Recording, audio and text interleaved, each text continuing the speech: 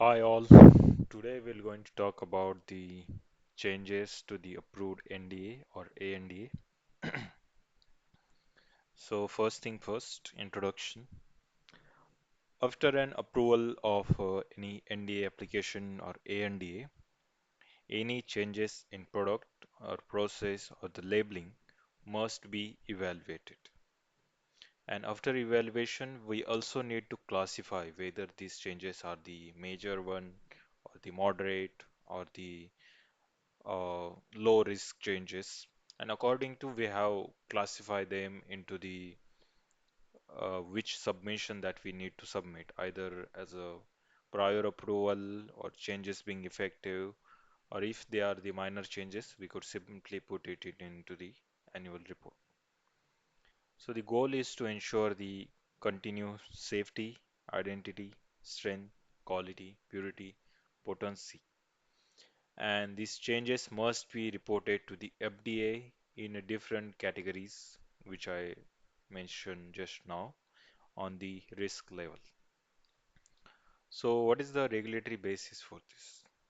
So, this is governed by the 21 CFR 31470, and it's obviously applied to the approved NDA and ANDA holders. And changes must not adversely affect the product quality or performance. Quality, safety, and purity should not be get compromised and should be supported by scientific data. So, what are the types of post-approval changes? There are three categories FDA has divided. The first one is the major changes. If there are major changes, then you have to file the PAS, prior approval supplement. So these are the changes with substantial potential to adversely affect the product quality, safety, and efficacy. So, as they have substantial impact on the product quality, safety, and efficacy, we have to take a prior permission from the FDA, and after the FDA's approval, then only we can implement these changes. That's why these are defined as the prior approval supplements. And then we have a regulatory requirement like FDA approval require before implementation. You cannot uh, like implement changes and then notify the FDA. That is not acceptable in case of major changes. So there are other categories like CBE-0, 30, or the annual report. In those cases, you could implement changes and then after you can uh, notify the agency. But in prior approval, you have to seek the permission first. So what are the examples of these? First, we have like if there is any major manufacturing change. For example, you are changing the manufacturing site. Initially, you are manufacturing your product at, let's suppose, at facility X, but later on you want to transfer that product manufacturing to the site Y. So in these cases, you have to take the permission, prior approval from the FDA, and after the prior approval, you can start manufacturing at the new site. Other example, we have changes in manufacturing process. For example, any process, here they have taken example of sterilization method, which has a significant impact on your quality, safety, or efficacy. In those cases also, you need to seek permission first and then you could move with the changes. The third example we have is a new equipment that affect the critical quality attributes. Obviously, if it is affecting CQA, then you have to take the prior permission. The other changes which are related to formulation, for example, you are changing the composition, you are changing excipient level, which are outside the approved range. In those cases, also you need to take prior permission, or you are adding any new excipient which is not listed into the which monograph is not available. So in this kind of cases, you have to seek the prior permission, even if you are changing their concentration. Then the third, we have the container closure changes. Here, any new packaging system affecting the stability. Here they have given example from vial to you switch to the pre-filled syringe. So in this case, there might be and chances will be going to affect the stability, or even if we have to test this packaging material, which packaging material they are using, whether it is like leachable substances are present or the extractables. So all these things we have to consider before the FDA consider before the approval. That's why they ask for the filing the prior approval supplement to seek the uh, new packaging system changes. So that's why it's considered as major. Moving on to the sterilization changes. So here, change in sterilization method. If you are switching from the moist stage sterilization to the aseptic processing, so here you might think like why it is the prior approval supplement change, because the sterilization, which is a uh, critical procedure in the parenteral formulation, if the sterility get compromised, its stability will going to hamper, and that's why FDA ensure whatever the new process that they are implementing, it should be validated before the implementation. Then we have the specification change. Like if you are tightening any specification, in that cases you have to take the not tightening actually. If you are tightening any specification and if it is like not hampering the product quality or efficacy, in this cases you could go with the other supplement other than the prior approvals. But in case of you are relaxing the acceptance criteria, in this case it is must that you should file the prior approval supplement. Moving on to the another category we have, which is the moderate change. If you are changing your process which is moderately affecting the quality, safety, efficacy, in that also we have two supplements, which is the CBE-30 and CBE-0. So changes with moderate potential to impact the product quality. Two subtypes are there. The first one is the changes being effected in 30 days, CBE-30. So implementation allow after 30 days of FDA submission. And if the FDA does not object, then we can proceed with the changes implementation. So let's suppose you are making any moderate change. Here they have given example. Minor formulation adjustment. Let's suppose you are changing any concentration of excipient within the approved range. Okay, so in that case, you could go with the any CB. So let's suppose you file the CB-30 here in this case. So after filing CB-30, after submitting CB-30, you have to wait for 30 days.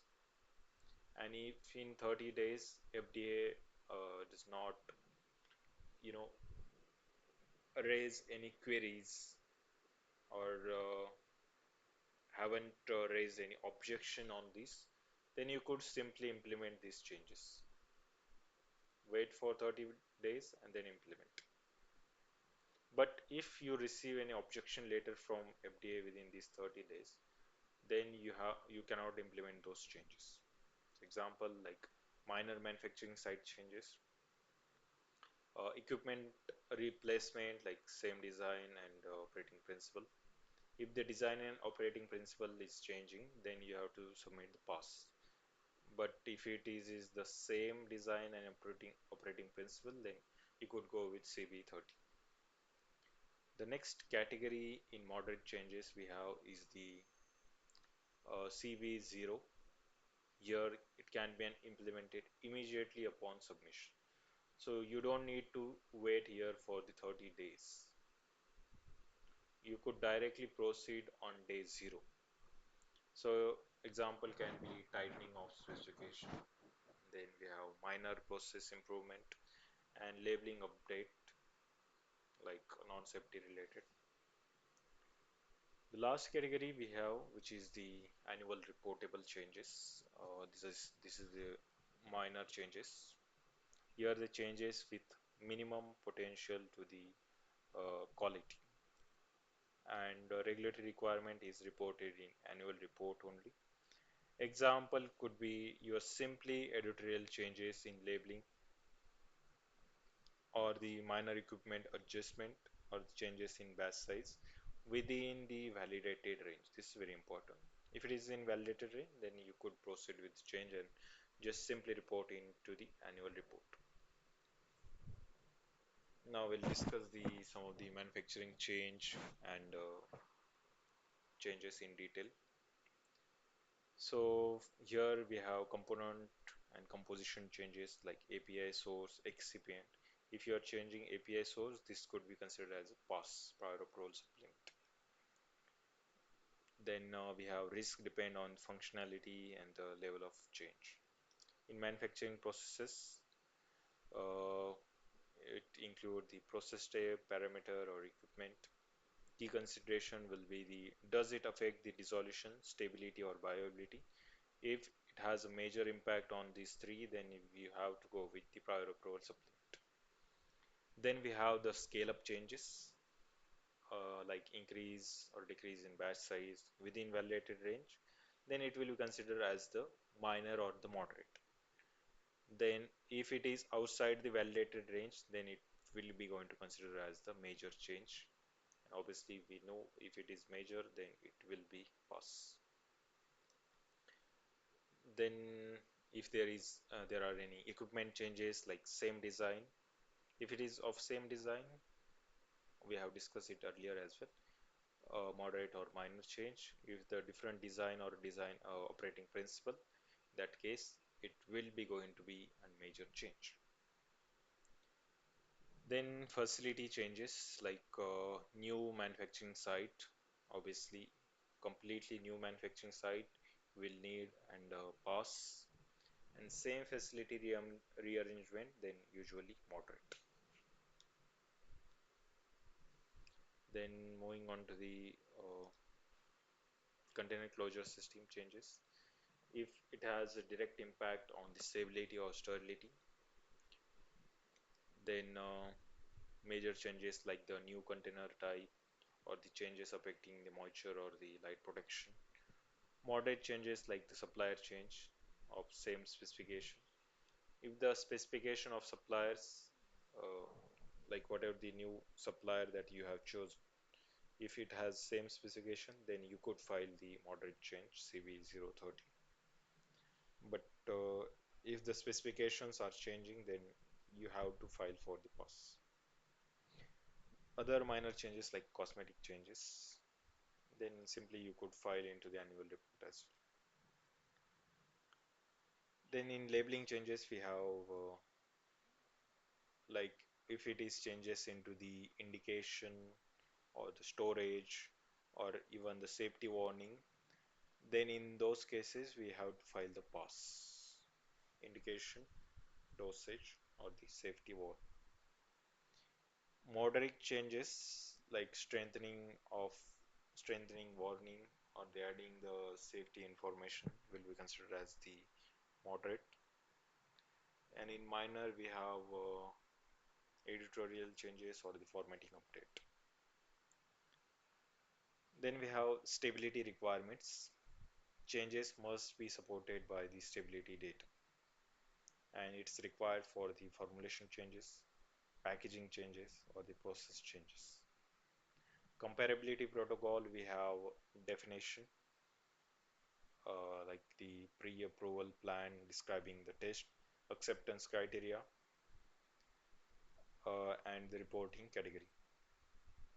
So here, what is a comparability protocol? So this is the pre-approval plan. at the time of submission only you are submitting this report or the protocol. So you are intimating the agency even before approval that this could be the changes that we will proceed in future. So in that cases, if you are sure like these changes will going to happen, then you could submit the comparability protocol. So this is the pre-approval plan which describe the test, acceptance criteria and reporting category. Advantages are it reduce the regulatory burden and allow the predictable change management. Then we have the field alert report. It must be submitted within 3 days if the product defect or the contamination or the mix-up. It ensures the rapid FDA awareness of the quality issues. What are the key principles of change control? The first one is the risk-based classification, then scientific justification required, and documentation mandatory, and validation required for the critical changes. Obviously, if we are submitting the validation report as well, that means it has some major impact on the product or the process change. So in that case, it will going to be an pass, and you cannot submit this validation and all in a minor change. That is annual report. Then we have day expectations, the strong quality management system QMS, and robust change control system and risk assessment according to ICH-Q9 alignment, continuous monitoring of the product performance and stability. Practical industry insights like what are the common mistakes? First one, misclassification of change. Sometimes the changes are the major one, and even for major changes, some companies submit the CBE, either 0 or 30. So this is the misclassification of change. You have to ensure you are submitting it into the right category. Otherwise, FDA will revert back and you'll have to submit that. FDA will reclassify your change. Then lack of supporting data, which all are the sections are hampering. So all that section information you will have to provide. For example, you are making changes into the shelf life. So if you are making changes into the shelf life, obviously you need to provide the stability data. Stability.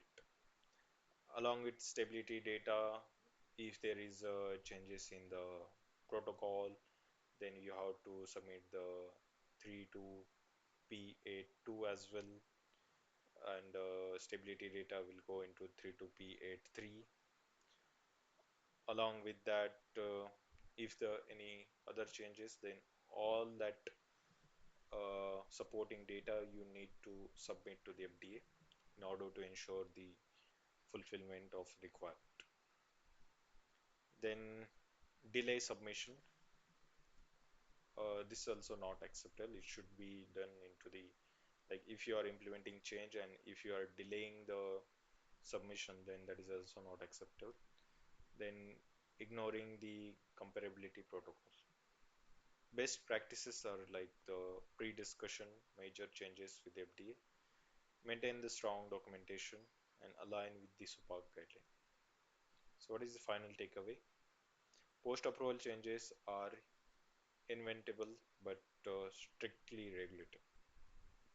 FDA focus on the product quality and safety, and correct classification plus proper documentation is equals to regulatory success.